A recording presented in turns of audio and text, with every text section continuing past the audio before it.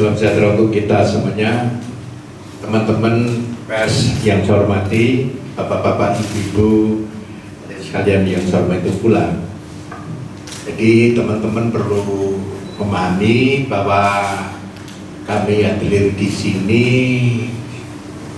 dalam rangka secara sederhana itu ngepiake lonceng ya, bahwa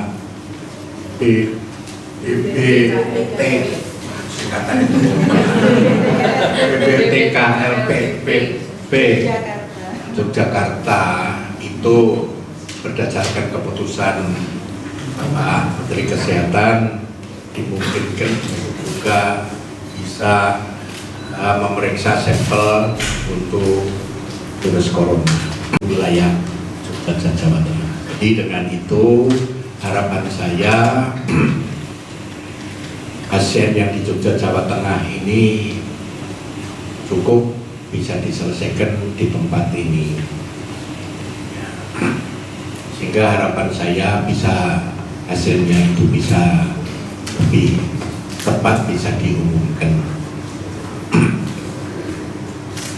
Prinsip itu yang bagi kami fasilitas ini memberikan kemudahan akses bagi khususnya bagi Jogja warga masyarakat yang memang perlu secara cepat juga kita perlu tahu pada posisi dia negatif atau positif,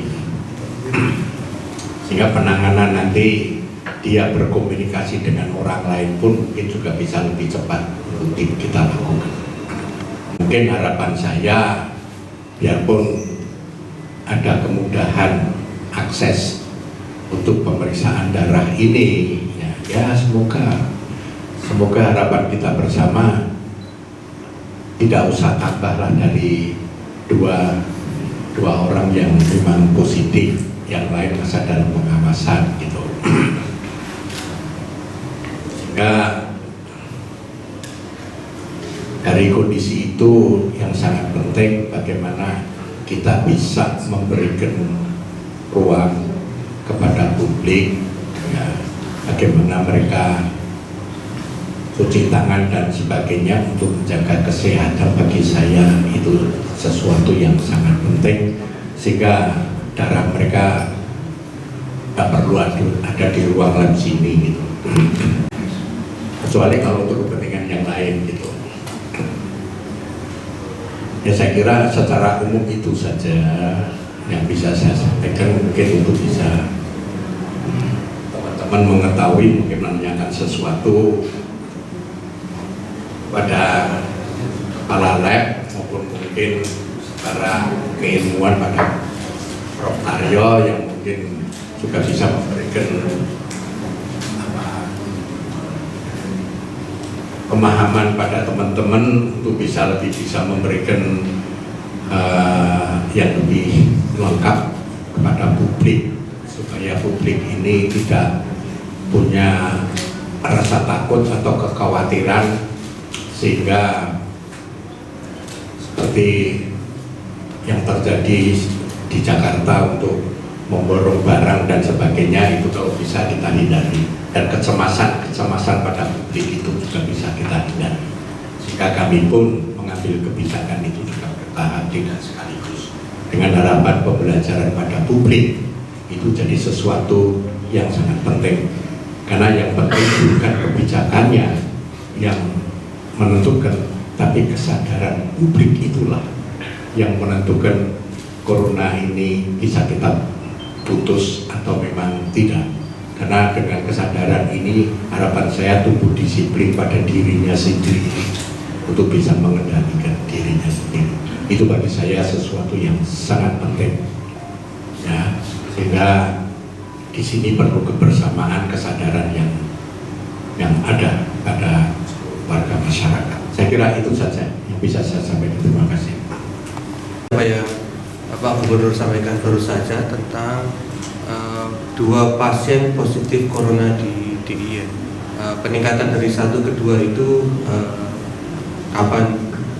Detailnya kira-kira seperti apa? Seperti naiknya jumlah itu kapan dan saya dirawat di mana. Matur nuwun Mas Dokter.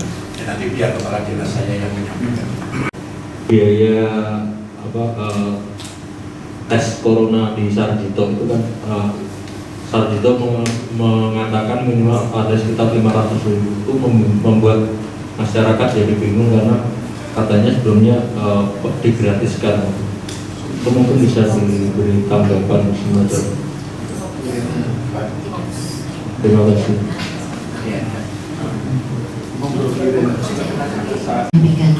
Tadi Saudara sudah menginfo bahwa memang ada 2 pasien yang positif, dan kemarin 1, sekarang hari ini sudah terinfokan oleh pusat ditambah 1 lagi.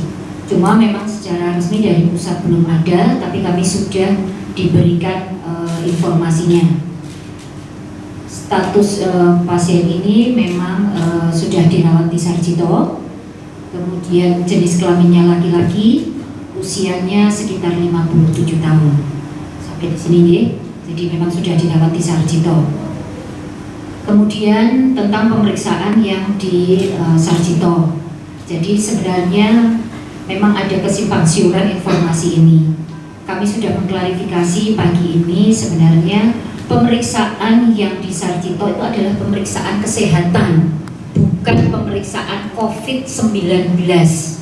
Jadi, perlu dipahamkan teman-teman bahwa ini adalah pemeriksaan kesehatan biasa, bukan biasa, tapi artinya pemeriksaan kesehatan. Sekali lagi tadi Bu Kepala BPTKL sudah menyampaikan, pemeriksaan COVID yang khusus itu hingga hasilnya positif atau negatif itu hanya ada di laboratorium yang diberi kewenangan oleh Kementerian Kesehatan.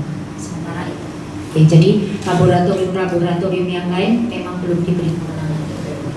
Izin Bu untuk yang pria 57 tahun. Oke, tadi kan sudah saya sampaikan bahwa dari pusat kan memang belum ada informasi itu. Artinya belum dideklarkan secara nasional, tapi kami sudah terinformasikan supaya tidak nanti teman-teman menuntut kami tidak telat lagi, maka saya sampaikan. Kemudian ini yang dari mana, kita akan tracing dulu, kita akan menunggu kepastian betul nggak yang di Sarjito itu memang yang dari mana, karena ada PDP banyak kan di Sarjito, kan tidak hanya laki-laki 57 tahun saja, banyak juga yang lain. Nah, nanti kita tunggu informasi yang dari pusat yang benar apa tidak.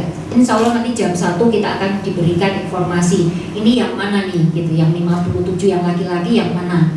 Kita sudah mencoba untuk melakukan tracing semua dari pasien yang PDP yang ada di Sarjito. Itu nih ya.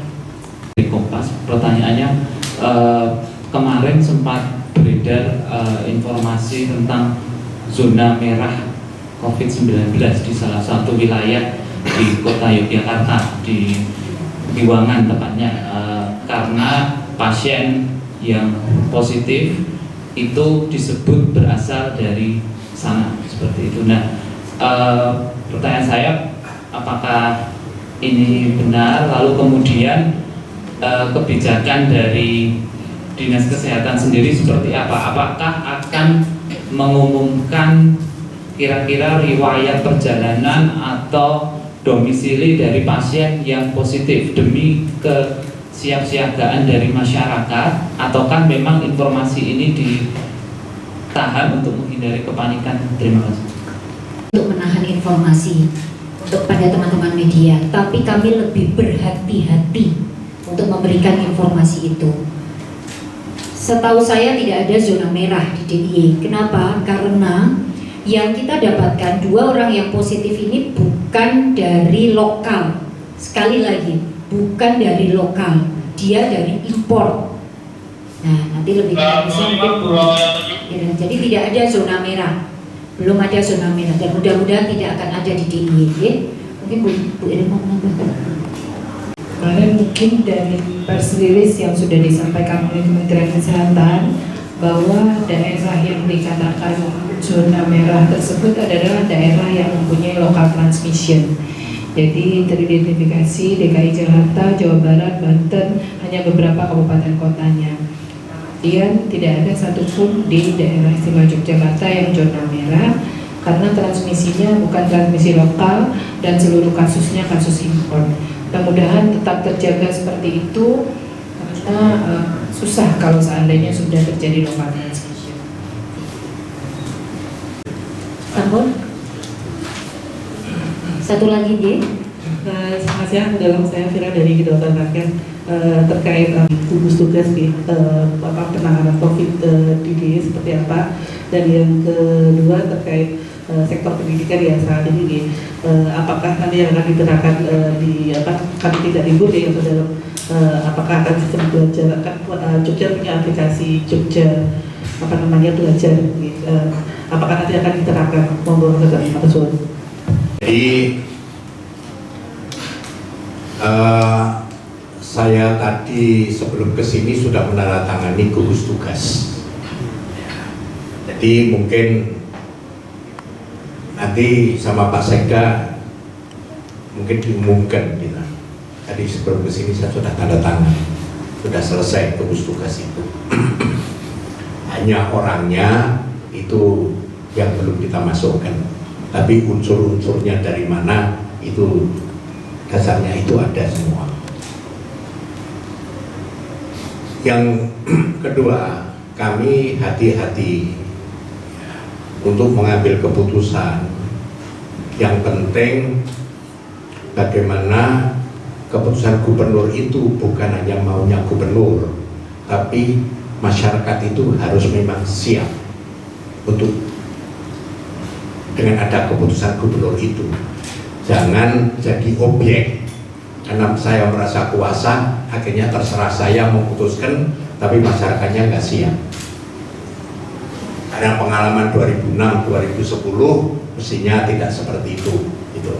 Bagaimana modal sosial masyarakat ini menjadi kekuatan, sehingga publik ini menjadi subjek di dalam berproses. Gitu. Karena yang bisa menjaga kesehatan adalah dirinya sendiri. Sehingga bisa diikuti. Nanti kami jam 4 sore di Gamelan, kami dialog pada kelompok-kelompok warga, asosiasi perhotelan, asosiasi pariwisata, Apindo dan sebagainya. Kita akan dialog.